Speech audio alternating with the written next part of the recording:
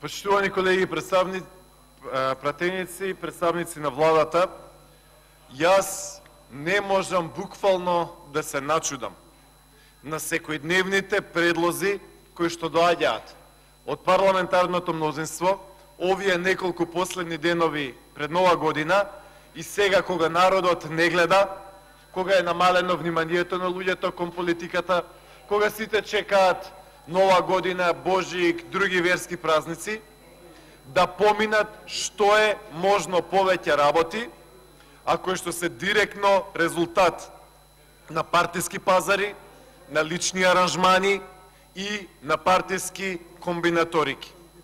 Она што во моментов го гледаме сега тука во овој парламент е исклучиво резултат на партиски комбинаторики. За жал, многу малку гледам програма, многу малку гледам планови и многу малку гледам директни и конкретни проекти за подобрување на животот на граѓаните. Многу малку. Да се надоврзам на претходната дискусија. Јас предложените двајца кандидати за нови министри не ги познавам и за нив не можам да кажам ни добро, ни лошо.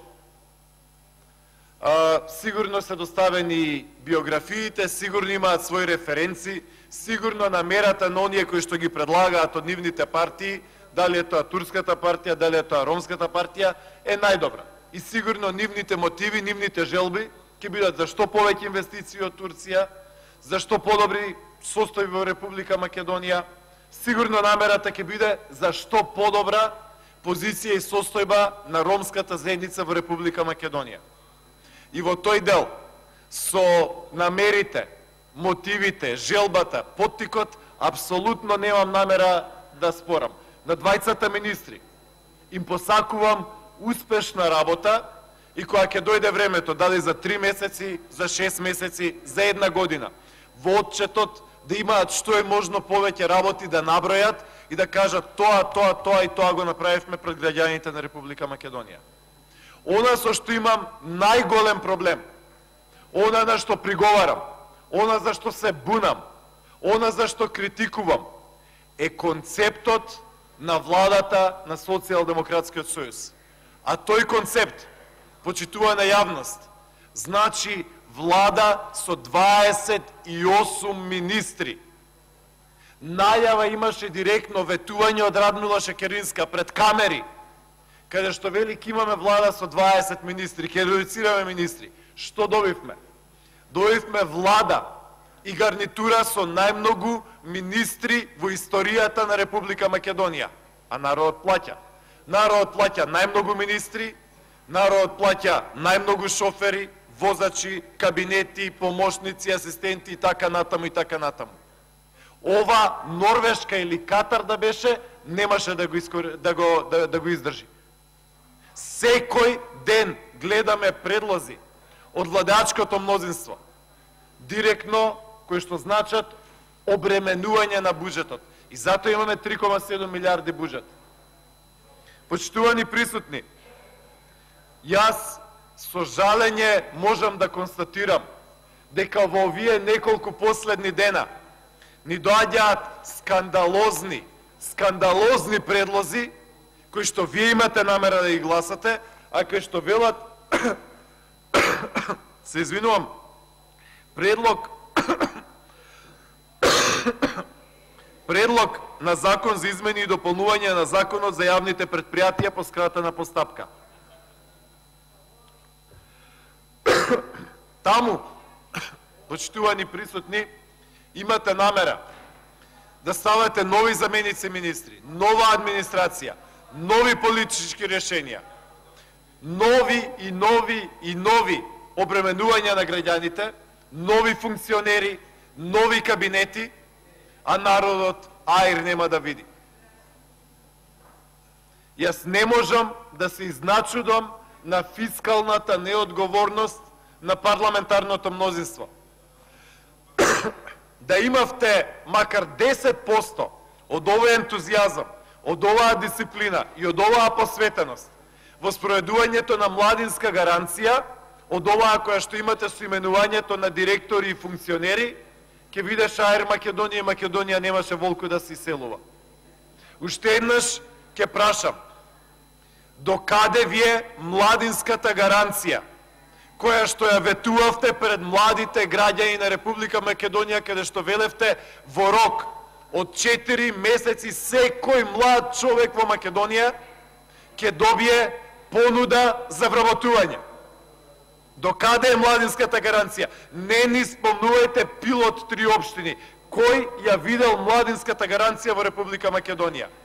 Да имавте 10% од оваа посветеност за именување на министри, заменици министри, членови и така натаму, помош на функционери, алиментирање на функционери, која што имате за тоа, за младинската гаранција, ќе задржавме нешто млади луѓе во Македонија. Уште еднаш ќе речам, ние досега година и пол назад, почитувани присутни, имавме 28 членови на владата, 28 министри, дел од нив и со заменици, на кои што имињата не им ги знаеме, за кои што немаме отчет. Ставаме нови министри, а не гледаме што направиле претходните.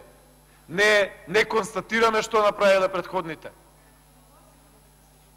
Истовремено имаме предлагачот ситуација каде што вели добро работеа, одлични се, понатаму ќе ги искористиме нивните потенцијали. А што добро направија? Што добро работеа? Што донесоа како инвестиција? Што подобрија? И уште еднаш ќе речам, на врв од сето тоа, ова парламентарно мнозинство, кое што дојде на крилата на шарената револуција, ни вели, не е доволно само што јавните предпријатија имаат директори, што имаат управни одбори, што имаат надзорни одбори, ајде сега да има и заменици директори. Нови привилегии, нови канцеларии, десетици луѓе кои што ќе бидат на сметка и на товар на државниот буџет. Почитувани представници од владачкото мнозинство, представници на СДСМ, па имавте ли вие во планот за живот и во вашата програма дека ќе именувате десетици нови заменици директори со се кабинети, со се функционери, со се автомобили, со се телефони и се живо? Тоа ли го ветувавте кога одевте по селата, по општините и по градовите во Република Македонија? Дека ќе го зголемите бројот на вработени во јавниот сектор, дека ќе ја зголемите акцизата, дека ќе ги зголемувате даноците? Не, сосема друго нешто ветувавте. И сега ни срам ни перде. 3-4 дена пред Нова година ни велите предлог на закон за измени и дополнување на законот за јавните предпријатија по скратена постапка. 3 пратеници подпишано. Па скандалозно е ова. Скандалозно е ова. За партиски дилови, за пазарења, за алиментирање на лични потреби на поединци, ќе натоварите товар кој што со години ќе ги плаќа народот. Па ова Норвешка да беше, немаше да го издржи. Катар да беше Емирати со нафтата, немаше ова да го издржи. Со се управни одбори, надзорни одбори, ништо не се крати во држава. Каков приватен сектор ќе ни остане? Каков приватен сектор ќе ни остане? И тие фирми кои што ги имаме, ќе ни избегаат по околните земји, ќе речат идеме во земји со помали даноци. Имаме министри, вице-премиери со месеци и месеци не дошле на работа.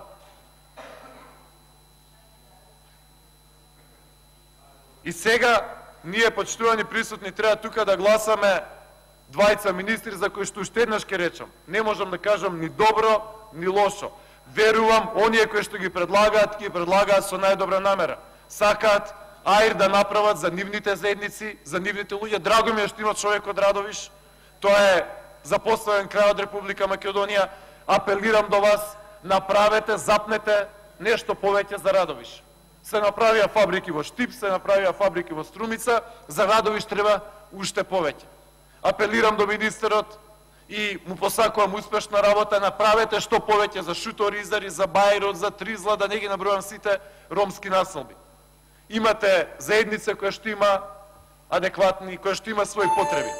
Но јас со жалење можам да констатирам дека ние не видовме отчет од досегашните 28 министри. Во влада имаме 2, 3, 4 министри кои што нешто запнуваат, кои што работат, кои што се залагаат, ама почитувани присутни, само да завршам една реченица, имаме најмалку 10 министри на кои што веќе не има место во владата. Најмалку 10 министри кои што се зрели за реконструкција.